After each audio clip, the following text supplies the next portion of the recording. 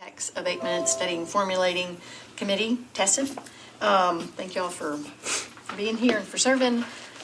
Just to remind us what we're doing, our goal is to study how the metro government has utilized and potentially could utilize tax incentives to incentivize use of property in a way that contributes to the public good, and to formulate recommendations for the implementation in a more transparent, equitable, effective, understandable, and fiscally responsible manner. Our study should assess how tax incentives are awarded, whether alternative lawful applications exist for tax incentives, and whether methods for awarding tax incentives should be expanded given the challenges of Nashville's growth to the preservation or construction of affordable housing, small business locations, and community necessities like grocery stores and childcare facilities.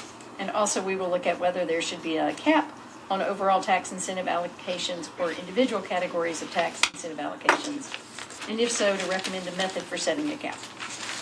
So that's our goal. That's what we want to be doing. And hopefully we'll be joined by Charles Robert shortly, and hopefully Mitch. I keep pointing to where they usually sit. But it is 5:38, so I would like to go ahead and officially start. And we have spent a fair amount of time sort of learning about tax incentives that the city has used for many years, and that we have a long track record in. And this week I want to expose us to some newer tools that we either are just beginning to use or would like to be using, or other cities are using, and we should at least be aware that they exist. So I appreciate all the people that accepted my invitation and have shown up for that. And with that, I'm going to start with Director Diana Alicone from NDOT, Nashville Department of Transportation, to tell us about transit-oriented development. I want to run TDOT too. Okay, I'd love that. Then I get coordination. And then I get a lot of things done. Just for Nashville, just for Nashville. Yeah, just for Nashville. Yeah. I don't know how long I keep that job then. I don't know. So I'm going to talk about TODs, which actually stands for Transit Oriental Development. Okay. And so, Come on. Bring my consultant with me. okay, I'm going to be way too distracted with him. Sorry. He's so cute. I mean, right? Sitting down on the floor. Let's just play with him. Yeah. I'll get on the floor and crawl around with you. Back to our goal. This is why we're doing everything. Yes, exactly. All for you, Henry. All for you. So TOD, which it stands for Transit Oriented Development, we've actually kind of have already put together a task force within the city. It's made up of planning, housing, my department. I'm missing some folks here, and forgive me if I do. But what we were trying to accomplish with the task force was kind of put together a scope, bringing someone on to help us with writing TOD framework and some policy recommendations that would be considered for a committee such as this. So some ideas about policy, and the reason why you kind of create the framework for transit-oriented development is it actually helps you build a foundation for creating equitable TODs or transit-oriented development. So it takes into consideration, it takes into consideration your affordable housing aspect, workforce housing, how you can work it, what type of incentives you would offer, how you can go about getting developers to build within that area. And then also it's tied to where when they build it, you would encourage less parking. So that's where your parking comes in and plays a really important part. We've kind of already done one of we've already actually passed a policy that really fits well into the TOD world, which is actually minimum parking. And that's usually used as an incentive for TODs, and you offer it. So if a developer comes in, and let's say you want affordable housing, you're going to give them a tax incentive, so sort of like a tax rebate, so that they can afford to bring the cost down on building it so that they can set a certain market rate and provide affordable housing. We know parking is one of the most expensive things in building. So if you actually have a policy that says you do not need to build any parking, but you're going to be on a transit line and you're going to provide transit passes, it helps build your ridership, but it also supports that development and it allows them to put their package together different.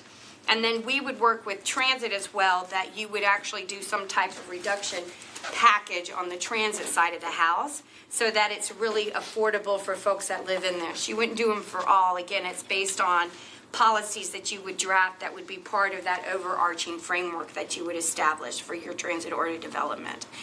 Now, transit-oriented developments can be done in multiple ways. It can be a zoning.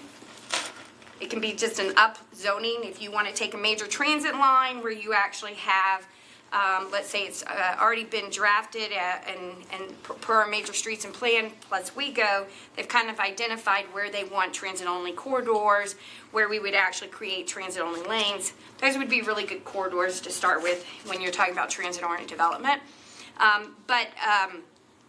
It'll be really important. I lost my train of thought there for a moment, and it was going somewhere really good. It would be really important to identify those, and you could do it through going in and doing a zoning change that would maybe provide more density, that would also allow for more affordability, but you could also do it as an overlay. So there's multiple ways in which you can take that framework, develop it, and then put it into your overall land use design and have it fit so that you can build out along that corridor and offer those incentives. So some of the incentives, again, as I said, is housing choice, of creating equitable housing choices. You really want to line it in with your job services. So where you have a workforce, job force kind of thing is what you want to consider. Campuses are really important. So when we think about Oracle, and I know a lot of us think, well, Oracle's coming in and they're offering a pretty high, but if you really think about it, Oracle, one of their frameworks for their campus is they're very driven by transit. And so they've really, they're going to have all different dollar amount of folks working for them. And they're really thinking about some of their folks aren't going to be able to afford to live on campus. Then they're going to need to be able, so how do they make that transit connection? So they really are driving in that. So they're designing their campus to fit that. So how does transit come in and play to it? So you can even design in transit improvements where they do an upgraded bus shelter or electronic notification. All of that stuff is also part of the framework that can be built into transit-oriented development. If we do a transit-oriented development framework and we get this done, it should be a living document. It should move and flow just like our city does. Our city has grown tremendously from what I've learned in the last 10 years. Most cities that grow, when they hit this amount of growth, they do it over a 20-year period. We've done it in half of that. So it would be really important for us to have this as a living document so it can flow with the landscape as things come in. But again, that's why I'm thinking if we're going to do this framework, we're going to apply these different incentives, we might want to think about doing it in the context of an overlay versus it being an entire corridor, because that would be a bit overwhelming and maybe a little bit too dramatic. And you want to make sure that you can move that equability around the whole city as a whole. So Can I, if I can just step in and ask one kind of framework question. We have spent a lot of time talking about TIFs, where you said here's a specific redevelopment district, and within this redevelopment district, any new stuff that happens, that tax increase is going to be used to pay back for things that are happening now. Can you kind of talk a little bit about it? And that was one of the things, I may be jumping ahead, and if not, go back to the sequence you were going to go to. But one of the complications with the transit-oriented development district that we were hoping to do for Councilmember Syracuse's district got tangled up in how big of an area is it, who all gets the tax abatement, and does it apply to everything, and that kind of thing. So just on a real basic level, can you explain I guess sort of how the boundaries are drawn, and that sort of fits into your overlay piece of it, and then sort of where the tax abatements apply? So typically, the boundaries will vary. Let me say it that way. So if you're along, let's pick Dickerson. That's kind of where my thought is right now, because we're considering that as a connection. Or actually, let's take Donaldson. Let me stick with that one. Because Donaldson's actually already under a design and study review for a potential, what we could actually refer to, I don't remember, as it, oh my gosh, no, that was me. I wasn't paying attention. We could actually kind of define that as a TOD. So what you would do is you would say, what is the expectation of what you want within that boundary? So you would define it for the development area. And let's say within this area, we want it to all be workforce and affordable housing. You would actually want to start by setting up how much of it you want to be workforce, how much you want it to be affordable housing, because that's going to set your tax rebate. I always refer to it when you're talking about TODs as a rebate, not as a TIF, because it's not about incremental taxes. It's about giving a rebate so you're lowering the cost of maybe the purchase of land or the cost of building it. It's really what you're doing so that someone will come in and do that development cost. Because one of the things developers will tell you, it's very expensive. So if we can figure out ways to reduce some of the cost of development, they can lower their cost, which is what we can say, okay, we're going to put in parking, we're going to give you some parking reductions, we're not going to require the parking, we're going to let you use transit as your initiative, we're going to actually focus on transit improvements so it drives the transit, and we're going to give you some tax rebates so that you can reduce that cost. So even though you may pay this amount, we're not going to make you do it, and therefore we want this amount of workforce housing, we want this amount of affordable housing. Based on that is where you would actually kind of, I don't want to say back into, but you would start setting up your framework using different policies that you would establish that's a good fit for your community of how you're going to design that and move it forward. Thank you. Diana, who is the you? Like, who's involved in setting up the area with this incentive with the you? Is it council? Is it, I mean, it's different than how we do tests where we got 3 different entities in DHA, Health and Ed, and IDB. So who's all the players in setting up the area? Yeah, so we were trying to work on a framework that could just be adopted. Okay. So our thought first was, we know we want to create some transit-oriented development areas. You know, as the city grows, we want to make sure affordable housing, workforce housing is really a very important element of it. And there's some great opportunities along Murphyboro and Dickerson, and including in East Bank. So we wanted to kind of make sure that we had it. So we were just looking to design a framework that would say, if you're going to do this, you can get this incentive, and you're going to provide this, and this. And so that's really where we were coming from. Wasn't necessarily coming in and saying, this area, this area, this area, this area. We were coming up, here's the framework, and here's the policy that go with it. Now, we would have to bring that framework and policy to council for their adoption. And it'd have to go to planning first and then come to council. And then that would actually allow for some of those initiatives to go into place. Yes, sir. You were mentioning more of a tax rebate than a financing, and so is that sort of maybe utilizing a pilot, a payment in lieu of taxes, instead of a TIF financing, and just, I was just wanting to get more of your thoughts about that. I've seen them handled both ways. It's really going to depend on how the finances are structured in the city.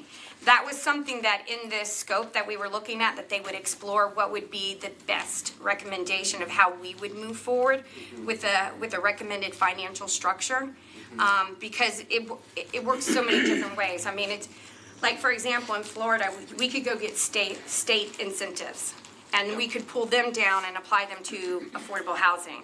We do not have that in Tennessee, so we have to figure out some other financial packages that would encourage developers to come here and do affordable housing, that would help us with our transit, kind of create that small village. That's what I like. I actually like to call transit-oriented development transit-oriented villages, and that's really what they should be, because it shouldn't just be workforce housing. There should be service. It should be mixed use. It should have services in there. It should have, you know, basically a store, everything that someone could need that they wouldn't necessarily need a car, or they would be able to get it on a bus and go somewhere in 10 minutes and get what they need.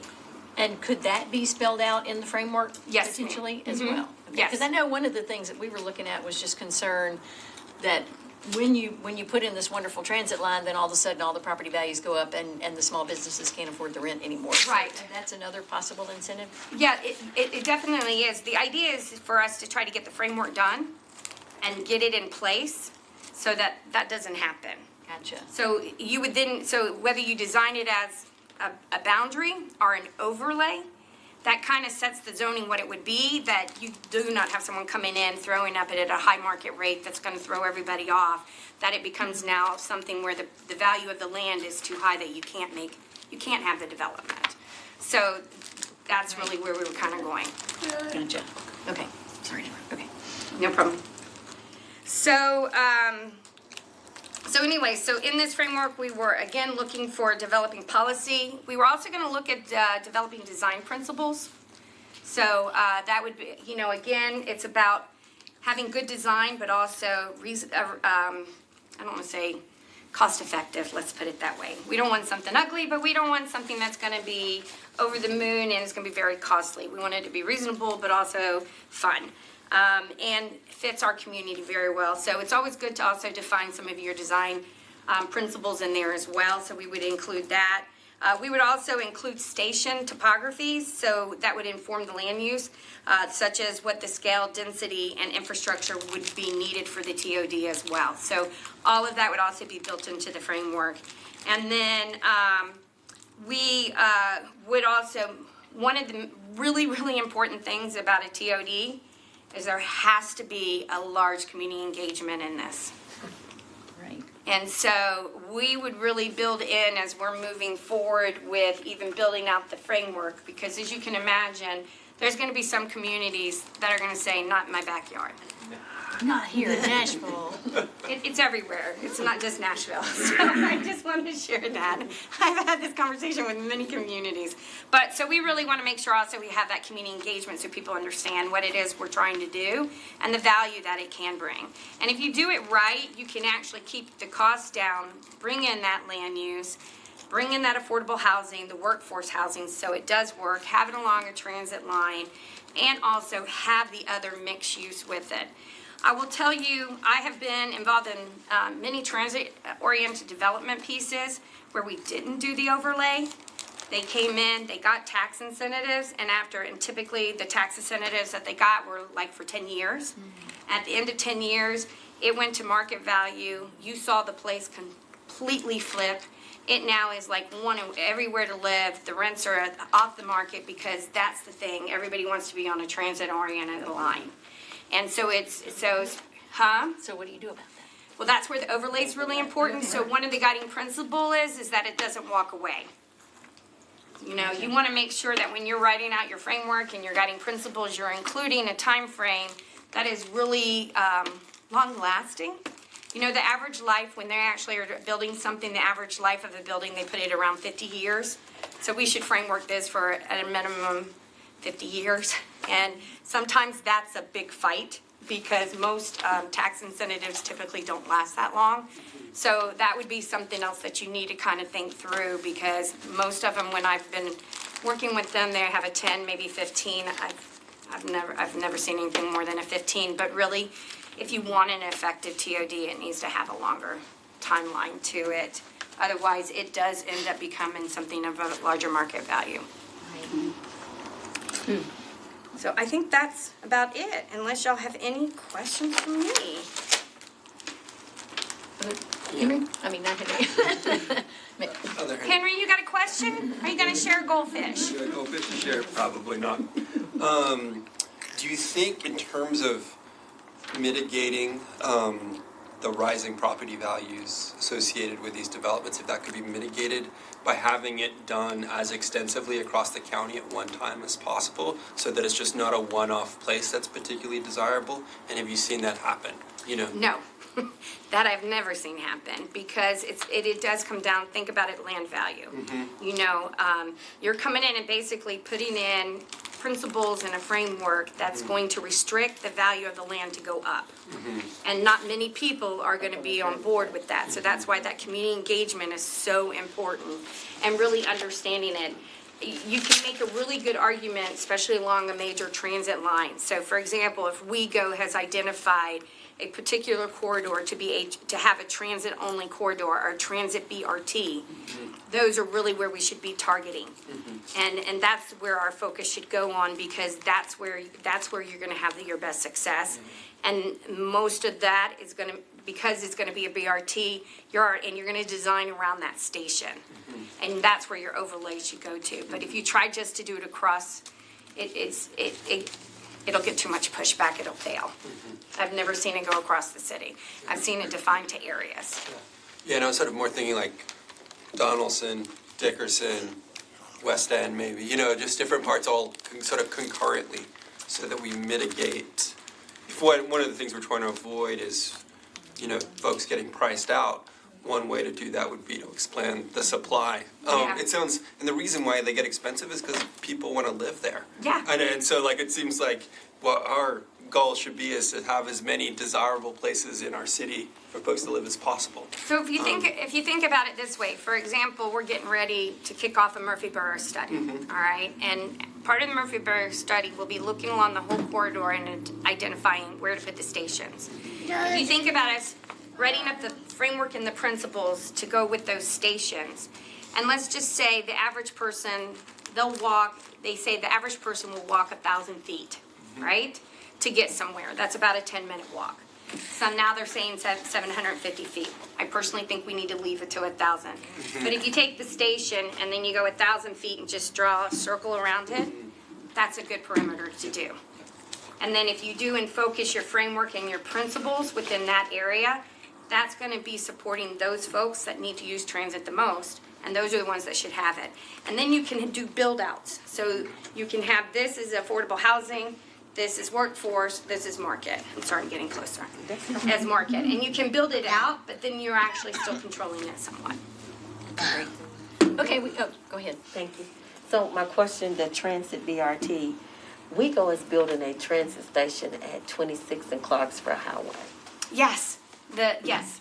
I like to call them mobility hubs. Steve and I still go back on that. Yes. Okay, mobility hub. So would that be a good area for the transit-oriented development? Yes, ma'am. Very much so.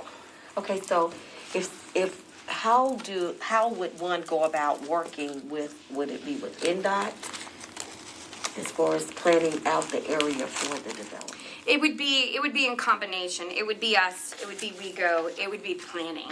And so right now, we're working together, all three of us, and that's who I forgot earlier, WeGo's in on this too.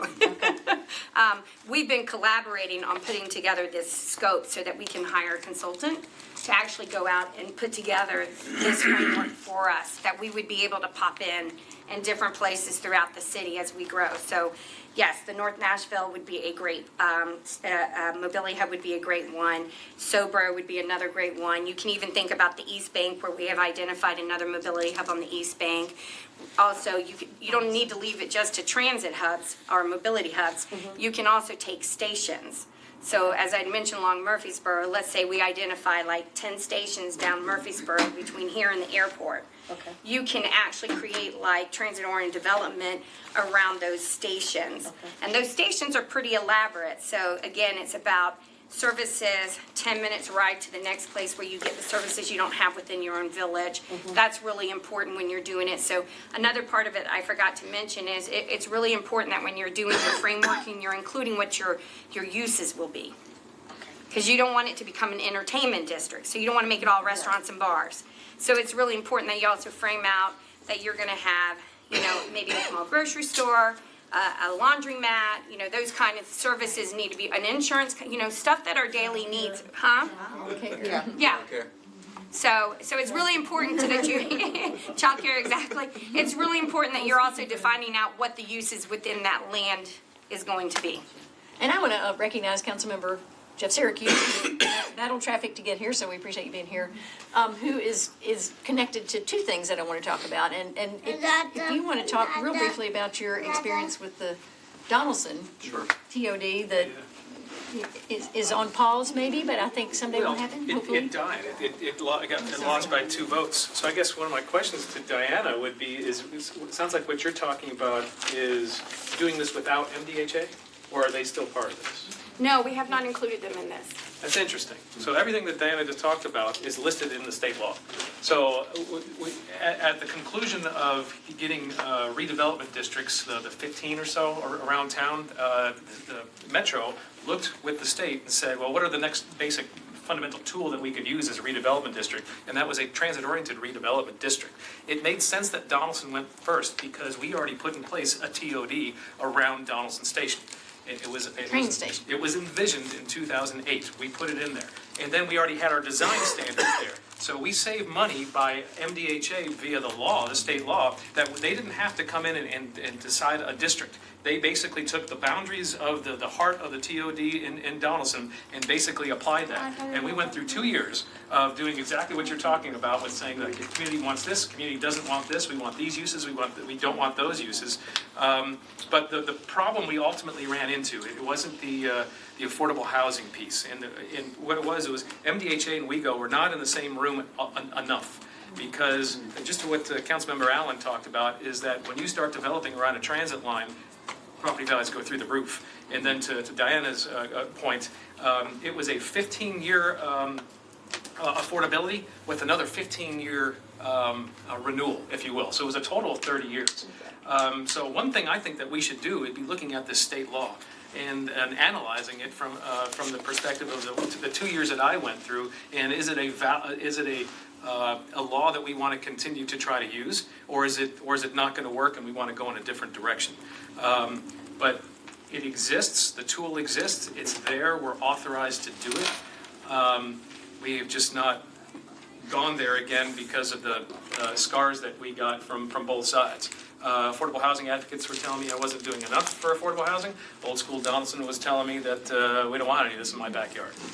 So I couldn't win in a way. Where we also didn't get on the same page, especially with having MDHA in the room, with MDHA and Metro, was nobody could agree on the numbers at the end of the day. The interesting thing about this tool is that if you're going to use the increment to effectuate affordable housing, you're going to get that increment all sucked up by 1 or 2 projects. Because it's a $30 million TIF. And so that was the struggle that we had also, was that people, the property owners within the district were saying, what benefit am I getting out of it if my increment, usually with tax increment financing, it's a project by project basis. You get the increment on that one project. With a TIF district, you're taking the aggregate of because that's what you need in order to be able to effectuate the affordable housing. So I do think that as far as putting policy together, one thing we should do is analyze the tool that is available to us and see how we want to go about this. Do we want to continue to try to use this tool again, or do we want to go maybe in a fresh, different direction without using MDHA? But it's interesting that MDHA is there as a partnering organization. Dr. White will tell you that he would like to be part of this. So I don't know. I'm open to whatever makes sense, but I totally agree with Diana that after my concern always was after 30 years that market value, and then you completely lose your affordability. So that's one of the vulnerabilities I would say in the tool also. So And I hope think that that helps. happens with many of the things we're looking at. Thank you for that perspective. And I will get either a link or a copy of that piece of the state law added to our website information thing, because I think that's something to look at. Nick? Yeah, I just want to follow up, Councilmember. Maybe you can see both sides of this, but I love you. It seems to me that if there is a tool that's there, that maybe that should be our first port of call. But there may be enough downsides to it that it's not worth doing. Because I'm thinking about transit and affordable housing. When I look at the city, I feel like that's 2 of the top of the biggest needs, and I feel like that's shared across the community. And I don't know the technicalities of what the Health and Ed Board or the IDB can do, but we have this tool that's there for transit, and and it helps to finance affordable housing built into the state regulation, as I understand it. That seems like a pretty good opportunity that I think that this group should really be focused on. Unless your experience says actually it was more, that was a real, maybe simplifying it might be a better approach as I think we need to analyze the tool to see what we need to maybe advocate to our legislature about what changes to the tool that we could possibly make based on the experience that we went through in Donaldson. Yeah, but it does exist. So we either have to make a decision as a city that we're going to scrap it and not use it, or we go about it a different way, which I'm all about a fresh perspective. And I don't necessarily see them as mutually exclusive unless I'm missing. I have to be honest, I wasn't even aware of the state law. Yeah. So I'm going to dig into it, and then I'll be more than happy to tell you a comparison. And then also, can you send us information? I mean, if you send it to Margaret Darby, that we can put it on the, we've got a SharePoint, just about where this has been utilized. I mean, the models that you're looking at in other places and where their funding comes from. So, lest we run out of time for other tools. One more question.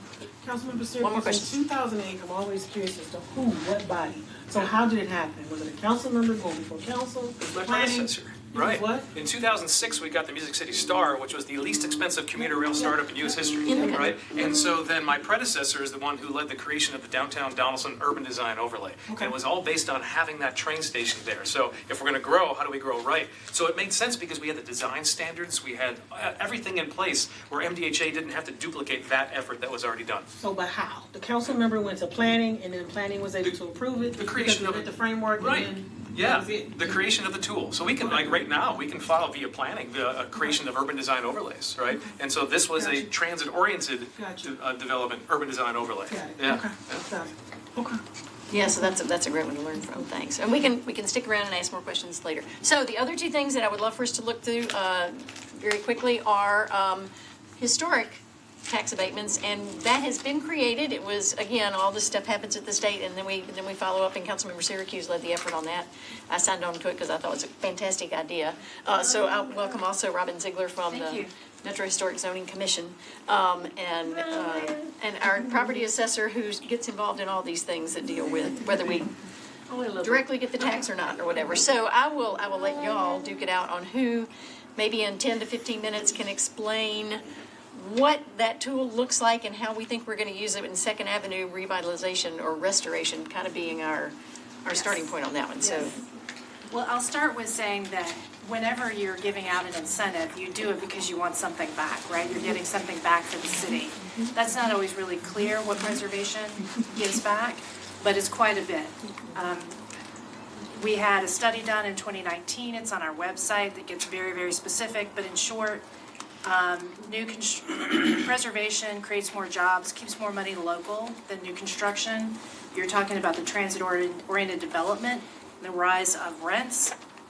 Preservation can help curb that a little bit because you can better give an affordable rent in an existing building than you can brand new construction.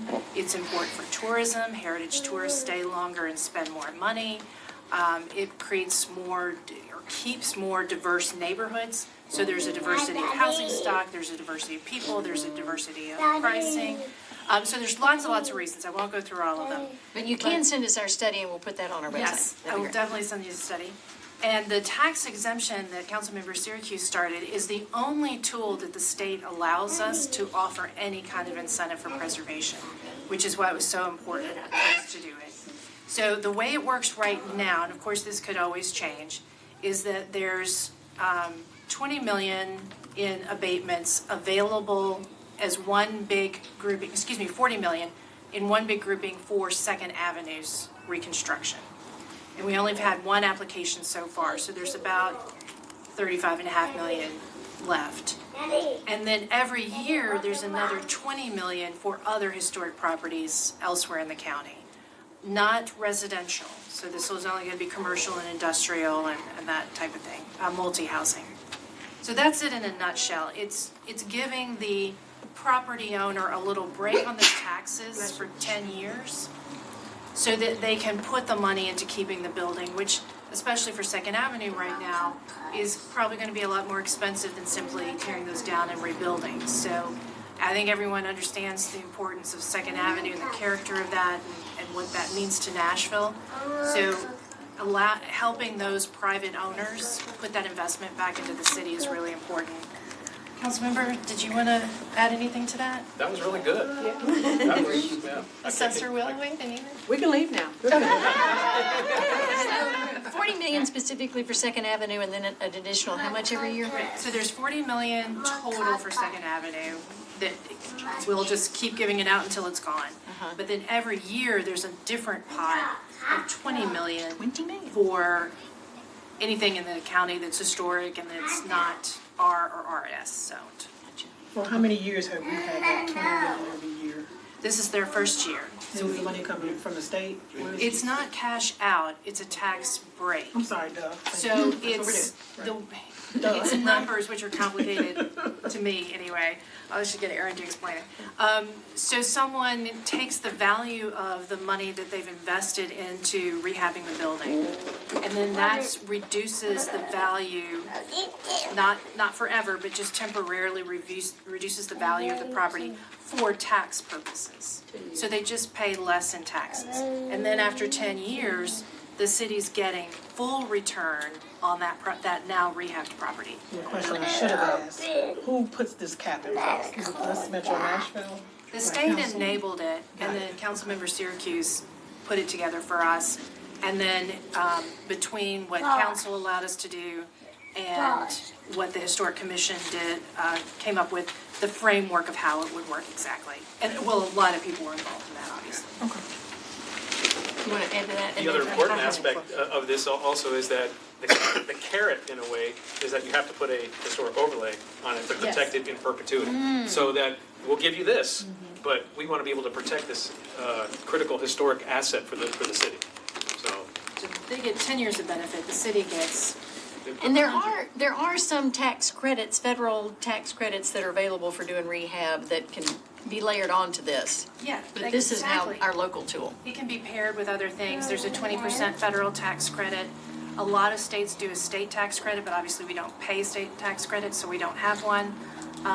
There are easements that can be added to a property that go through Historic Nashville, Inc. So you can pair all those different things together, and we have a developer right now who just did that with the YWCA building and is working on another project that will preserve multiple historic buildings in one project by combining all those tools together. Angel. Isn't there, I'm sorry, go ahead. The $20 million, so the $40 million is for Second Avenue, but is there $20 million for anywhere else in the city? Anywhere Is that else what in you're the saying? county. Okay, Adopts and overlay. okay, in the county. And you said it's for commercial, industrial, or multifamily. Is that existing property? It's Oh, historic properties. So it'd be- So it's any historic property that qualifies, and we have all the qualifications listed out, that is not zoned R or RS. So not two-family or single-family, but anything else. But that is something that could change. And that was by design. We wanted to start this thing off very conservatively and get it going and see its efficacy first. If we opened it up, we would have every historic house in East Nashville applying for it, right? So we wanted to make sure that it worked, and it got the critical, vulnerable assets first, and then we could expand it over time. Isn't there a competing argument that this only leads to even increased values? When we're talking about pricing out surrounding. I will tell you one anecdotal thing, which is during the last several reassessments, going back 3 reassessments when we were coming out of a recession, the historic properties held their value better than anything else. And then the next one, when things started to go crazy and there was so much speculation and investment, the historic properties were the calm ones. And it was other areas where the investors could come in and tear things down and build whatever, where the prices were doubling. And this is just totally me looking at your heat maps. So this is not anything that the assessor has blessed. So she may have a different viewpoint on it. But it's been my observation that historic properties are calm and steady, and they increase in value in a reasonable way, as opposed to the crazy doubling of the value in 2 or 3 years that we've seen happen in certain parts of the country that were just knocked flat by the reassessment, and that is not scientific. It's just anecdotal from the heat maps. But anybody else has thoughts on that? There is some information in that report, though, that's similar to that. And one of the things they found, and they have found this throughout the rest of the country too, is that when there's a downturn in the economy and property values are falling all over the place, it's those historic overlays that they will fall in value too, just like everyone else, but not to the same extent. So it is just that it gives it some normalcy there. Tempers it, yeah. That's been my observation. Anything else on the historic tool? Well, I guess one more thing I want to clarify. So in theory, this is the question we've come up with on everything. Is that 20 million a year? So it's 20 million the first year, 40 million the next year, 60 million the next year? It's 20 million each year. Okay. Yes. So if it's a 10-year abatement, then Yes. that's 20 million we did for those, and then the next year. Maximum liability would be 200 million in year 10. Okay, so just hold that thought as we. Thank you for that. In year one, we only had one applicant for the 20 million and one applicant for the 40 million. Gotcha. Is there a minimum or a maximum for how much they can apply, how much? Not It's typical. technically, but I'm sure that the commission is the one that makes the decision. So the Second Avenue, for instance, there's one project that may ask for a huge chunk of change. And they probably won't get all of it because we know that those 4 properties that were the most damaged are likely gonna come in and ask as well. So there's some, carefully looking at that to make sure that doesn't all go to one project. Robin. Do you have an example of that project? Will you be able to, when you send us your case study, do you have an example of a project that has already taken place so we can kind of see what that looks like? I have the information, I don't know if, since it was November, but I did send you a report in November about those 2. I don't have it all sectioned out about every year, but we could look at that. Okay. What was year 1 again? What year was that again? It was last year, so the report was given to you in November, which I know it's been a little while. So that would have been given to us, so I need to put it on the Okay, site. good. Okay, thank you. I'm making a note in capital letters to try to do these things, so hopefully Margaret will help me on with that. Anything else on historic? That's good information. We can circle back around at the end Thank if you we for the want to on opportunity. these things. Thank you so much for telling us that. And I'm just so excited that it exists, so kudos to the Can I ask one council more members. question? I'm sorry. Yes, you can. On the historic, if it's multifamily housing, can we also request that any rental increases for existing residents Not not as a part of skyrocket? the- I'm only asking, I'm familiar with some projects in other cities where the area started to change. Particular historic properties were all affordable, and they were literally Section 8 units. And the minute they got the value of the benefit, they kicked them out and they were market rate, because the city didn't say, hey. The state doesn't give us the ability to put that into this particular project, but there may be other tools through planning that could happen at the same time. That would be good to happen at the We same have time. to, we have to tap dance around I got state you. regulations Yeah. because they have specifically Yeah. prohibited us from many Yep. things, Okay. unfortunately. But it's a good question. So with that, I want to move on to talk about what other cities are doing, and I have invited Erica Garrison, who has worked with a number of other TIF and other mechanisms to create other public goods that we currently have not made, taken advantage of to my knowledge. But possibly if this group, at least makes the council aware that exists, it may be an opportunity. So I just want us to learn about it. So have at it, Erica. Thank you for being Sure, here. and I'll try to be as brief as possible, and I'm happy to answer any questions that you have. So, in my position, our firm does a lot of work throughout the country on tax increment financing projects. We just recently had a really great forum where we had site selection consultants from Deloitte and JLL and other organizations, and they were talking about the transformation of the use of TIF, how it was used in the past, right? In the past, TIF was always used just to get big job creators, right? You were going after headquarters, or you were going after large, massive plants, and it's still being used for, basically all the, EV production that you're seeing right now. So battery plants and things like that and big headquarters. However, there's been a real change in the community in terms of thinking about how incentives are used, and there's a much bigger push these days from businesses that are relocating and from communities to try to see, can we use TIF in a more equitable way? Can we use TIF to incentivize livability factors? And some of the livability factors that we're seeing TIF being used for in both kind of relocation projects and in kind of citywide policy changes that they're using for their TIF districts is to encourage childcare. So how that would work here, for instance, is if you had a large, corporate headquarters that was coming here and you had a relocation, you could potentially say, sure, we're happy to give you some level of TIF, because they would qualify for it. But you could require a certain percentage of that to be used to fund in-office childcare, for instance, or childcare within a certain zone, because childcare is the biggest barrier to employment right now. And it's the thing that we struggle with all throughout this country in terms of, especially during COVID, and returning back and transitioning back into the workforce, we do not have enough childcare. And in Nashville, we certainly do not have enough childcare. I have 3 kids of my own. I know how long I sat on the list. And so we need to do something for working moms and for families to figure out how do we transition more quickly to keep people in the workplace and to make it more efficient and livable, to have it as close to your employer as possible.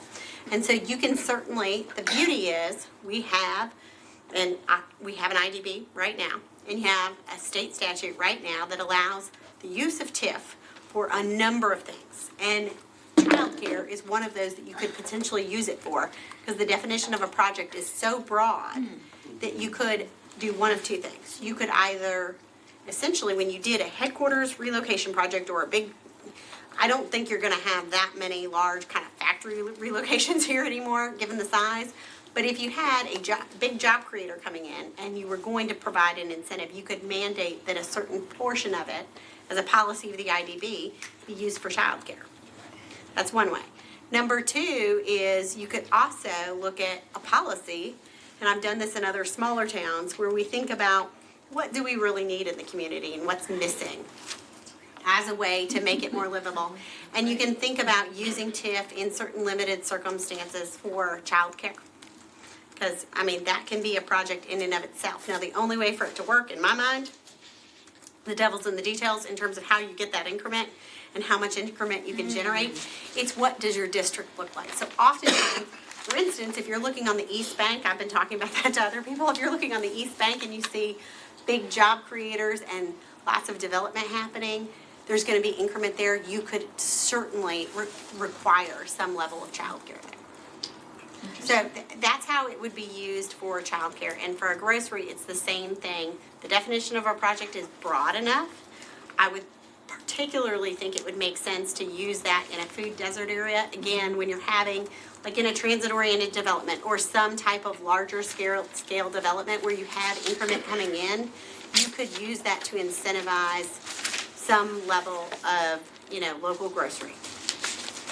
Because again, access to healthy food is a real problem that we have, especially in kind of different food desert areas that we've highlighted. And so that could be another way that you could use it for kind of equitable policies that you want to see. And I do think if you use it, again, the devil's in the details, and you have to have the increment. But I do think if you use it in the right way, you can also make the community more comfortable with using it. And you can see equitable issues that you wouldn't necessarily be able to solve in a vote. So just 2 things. The increment then happens because you define the area widely enough that it's not just. It's a beneficially impacted area. Right. So the beneficially impacted area. That's why I say it's usually going to be in an area where you're going to see other development. Gotcha. Okay, so that's important. And then any thoughts on the same question that we keep asking for everything, how to make it long-term? Or we just run the risk that when it. So you run the risk. If you're going to function within the current statutory environment. Right. So the current statutory environment says 30 years, but the Uniformity and Tax Increment Financing Act that was passed after that, that says it's going to be 20 years, unless you get approval from the state. Gotcha. And that's harder to get. For the TIF financing for, say, a grocery store, that is how is that generally thought about? Is that to reduce the cost of construction? Wouldn't it be how does the sort of the financial benefit? So oftentimes grocery stores won't. So to get a large grocery store, you wouldn't use it for that. I think you would use it for like a turnip truck type of grocery store that can go into kind of a smaller location and can go into communities where it doesn't necessarily warrant a grocery store yet in terms of the metrics, right? Because putting a grocery store is one of the hardest things you'll ever do in an area or an urban area. It's very hard to make sure that you have the zone that can actually fund it. But I do think oftentimes the smaller grocers are looking for a location.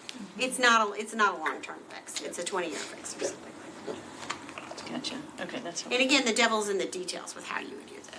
Yes. So the beneficially impacted area, that can be, define that for me, I'm not understanding where, is that, can be anywhere? Sure. I mean, so that's kind of a, you'll know it when you see it. It has to pass the laugh test, if that makes sense. So one community asked me to do a TIF that was, hundreds of acres, right? That with a project, an industrial park in the middle of it. That's not a beneficially impacted area. You actually have to draw the economic analysis. So you have to do an economic impact study that actually shows, why you're drawing the boundary like you're drawing it. And so, could you go a block or two around it? Absolutely. Can you go miles around it? Probably not. It's also, you don't want to eat into the revenue for the rest of the city in too great of a fashion, right? And so that's a finance question in terms of what can they justify and feel comfortable with as well. Okay. But like in asking, from a lawyerly standpoint, which I know is probably what you're getting at, there's no case law that's interpreted, what is the beneficially impacted area. economic impact study. And that's sort of what Councilmember Syracuse is referring to when he said there was some pushback in that the TOD TIF district in Donaldson was over some places that weren't directly changing. I don't know if that's... Say again, sorry, I heard my name, but I was... So you were commenting, I believe, that some of the neighboring, close by neighboring properties were having the TIF district over their properties, but weren't necessarily seeing a benefit from the use of those taxes. I mean, broadly, if you're going to use it for the affordable housing piece, you need that increment from the whole district. There's three things that you could use TIF for in a transit-oriented redevelopment district, which was affordable housing, infrastructure, and economic development. So that's part of the analysis I think that we should look at is to figure out, how do we drive that increment perhaps, and then how to broaden that that positive impact, hopefully, that it gives for the whole district. Yeah. And then we did the analysis of looking at the size of the district and what the increment would be on that $30 million and all that. So that was a thoughtful piece of it. So I got a traffic coming. In one kind of, If you need me. I think we're good. one further thing to complicate how you could potentially do this. So, if you're dealing with the current structure that you have, which I think is, valid to look at, right? You already have a state statute that allows tax increment financing to be used by your IDB, which you already have formulated for certain things, and it can be used for all of the things we enumerated. However, we have the Uniformity in Tax Increment Financing Act that was passed afterwards. So what that says is you use money for infrastructure. You have to use it actually to drop it right into the daycare. You have to get special approval from the state. Now, I've never had it denied when we've done it, but that could always, happen. So the best way to do it from a policy standpoint is to simply give the TIF for the dollar amount in the offsite infrastructure or parking. You can use it for parking as well. And so that would limit the amount of money you could put into that project, and then you could do it from a rebate fashion. So you would refund the developer, and the developer would then provide it. That makes sense. And then one final question. So we've talked about childcare and food deserts, which to me are the two obvious ones. Are there any other Affordable housing. And affordable housing. You can use it for affordable housing, and I did it, we had a policy set aside in the city of Chattanooga for just that use. Not for just that use, but we prioritized that type of use. Using TIF. And I think you don't ever want to, we've had to revise the policies there on occasion, you don't ever want to seriously restrict what you have in state law. You want to always allow, the full breadth of that state statute to work, because you never know what type of a project is going to come to you that you want to use and the flexibility you might want to have in your toolbox.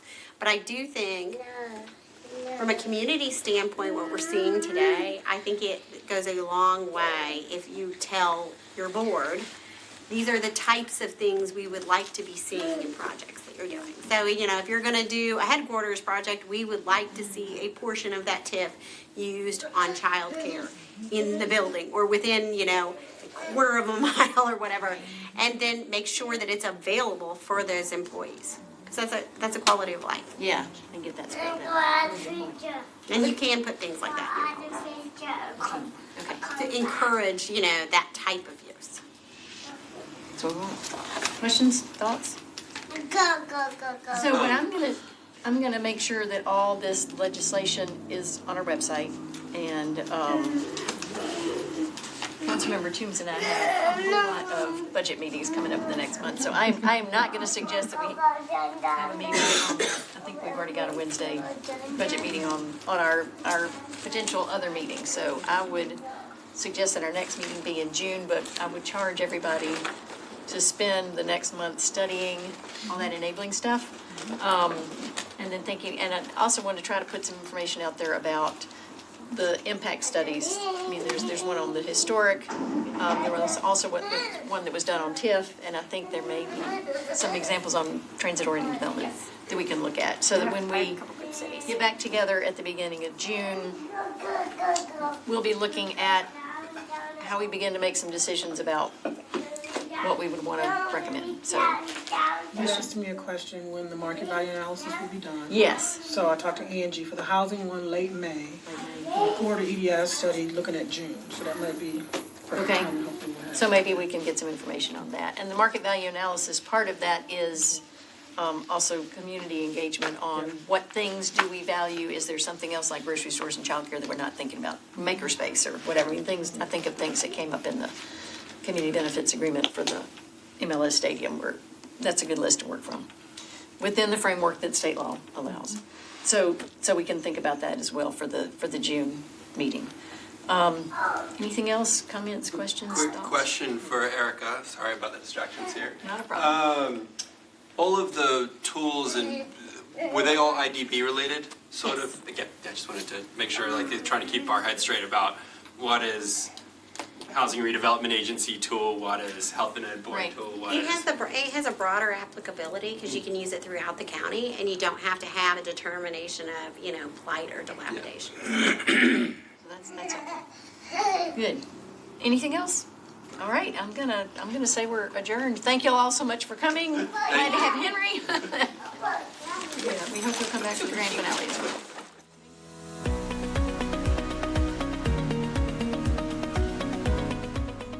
This has been a service of the Metro Nashville Network.